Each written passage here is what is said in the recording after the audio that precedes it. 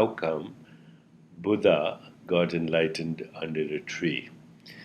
So here's my interpretation. Buddha sat under the Bodhi tree, which is now known as the Tree of Enlightenment, the Tree of Knowledge, and it was a fig tree. And he was in meditation for a long time. He confronted his shadows, but then he went past the secret passages and the dark alleys and the ghost-filled attics of his own mind. And in a moment of truth, he realized that perceptual reality is not existential reality. Because in the tree, he saw the whole ecosystem in which the tree was interdependently co-arising. He saw rainbows and sunshine and earth and water, and the fact that the earth and water was recycling as his own body, but also as the tree. And also the entire web of relationships that made the tree possible.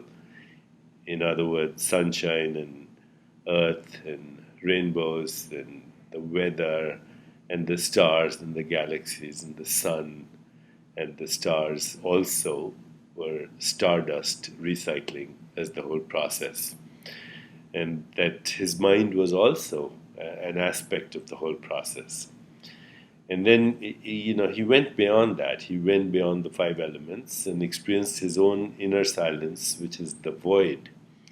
So, in fact, he saw that the tree was all of that. It was the earth and the sky and the wind and the sun and the stars and the weather and the web of life around the tree, the insects, the bugs, the bees, the butterflies, the pollination, the migration of animals. That from this came the idea that a tree was the whole universe, because as you go beyond this interdependent co-arising, you come to the infinite void from which we all came, all of us, that the total universe is responsible for every event. And he said, I saw the universe stopping by and pretending to be a tree, that every event is a conspiracy of the total universe. So from this came a lot of principles: interdependent co-arising, acausal origin, which means the void, the nothingness.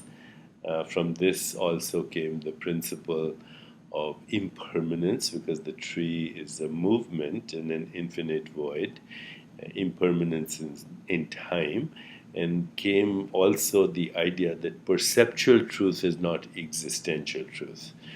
What we see is not what is.